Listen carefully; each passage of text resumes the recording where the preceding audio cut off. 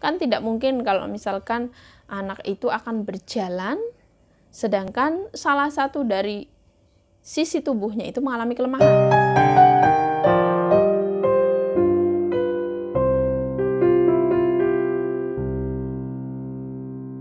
Anak itu sudah mulai duduk mandiri sekitar 6 atau 7 bulan. Duduk ini biasanya dimulai dari posisi tengkurap, kemudian anak itu mengangkat pinggulnya, menekuk kedua lututnya, lalu mendorong pinggulnya ke belakang, dan akhirnya dia bisa melakukan suatu gerakan duduk.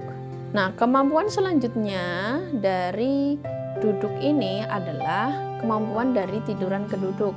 Nah, biasanya anak-anak yang memang mengalami kelemahan di otot perutnya ini akan mengalami masalah untuk melakukan ini. Sehingga untuk bisa menstimulus anak dari tiduran ke duduk itu harus dilakukan stimulasi berupa strengthening atau penguatan otot perut. Nah, pada saat menstimulus anak dari tiduran ke duduk, jika kita lakukan secara langsung, misalkan dari tempat tidurnya dia atau mungkin dari matras, kita arahkan supaya duduk, biasanya anak cenderung menolak.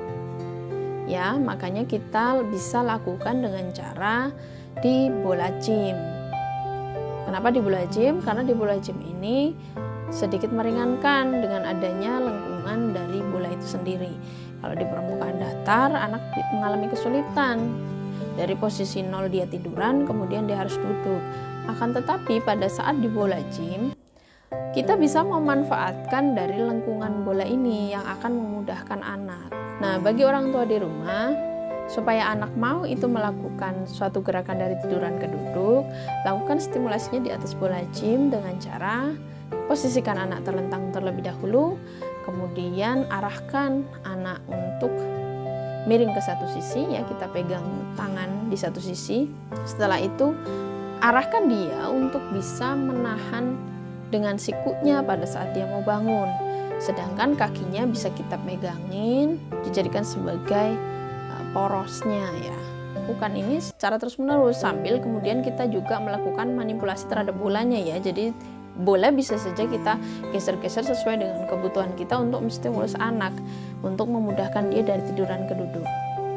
Nah, biasanya di fase-fase awal kita memang banyak memberi bantuan kepada anak. Nah, nanti pada level selanjutnya, jika kita rasa bahwa sudah terjadi peningkatan otot anak, nah kita harus sudah mulai pelan-pelan melepasnya.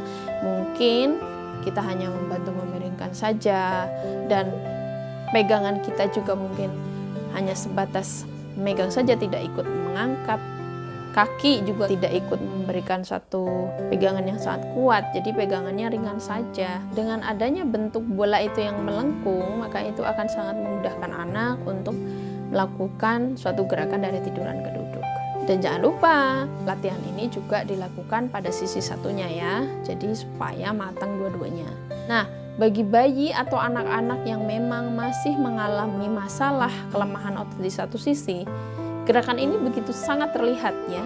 Jadi mungkin pada saat dimiringkan ke kiri, dia bisa lebih oke. Pada saat dimiringkan ke kanan, itu sangat terlihat sekali dia merasa berat untuk mengangkat. Jadi ini juga nanti orang tua harus bisa menilai, oh iya, berarti ini sisi ini anak sudah cukup kuat, sisi ini masih lemah.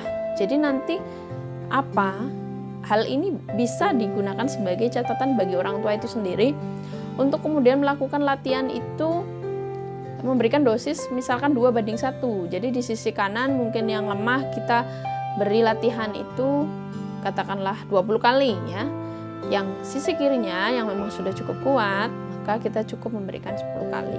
Jadi kita itu menstimulus anak itu ya sesuai dengan kebutuhan anak itu sendiri. Sebenarnya untuk mengetahui anak kita itu mengalami satu kelemahan otot atau tidak, kita bisa lihat dari awal, ya, sejak bayi itu usia sekitar 2 atau 3 bulan, saat bayi itu mulai melakukan gerakan miring ke kanan atau miring ke kiri.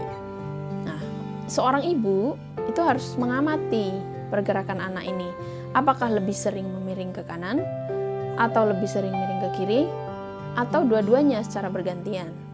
Jika memang ada suatu gerakan hanya miring di satu sisi, nah itu adalah satu indikasi bahwa berarti sisi yang lain anak bisa jadi mengalami kelemahan, atau dia merasa nyaman hanya miring di satu sisi itu tadi dengan mengabaikan miring ke sisi yang lain. Nah, jika memang ini kemudian tidak dilakukan stimulasi dari sejak dini itu tadi, sampai dengan akhirnya perkembangan anak itu terus saja terjadi ya, sampai dia tengkurap, kemudian duduk, nanti merangkak, itu nanti akan terlihat kelemahan di salah satu sisi tubuh.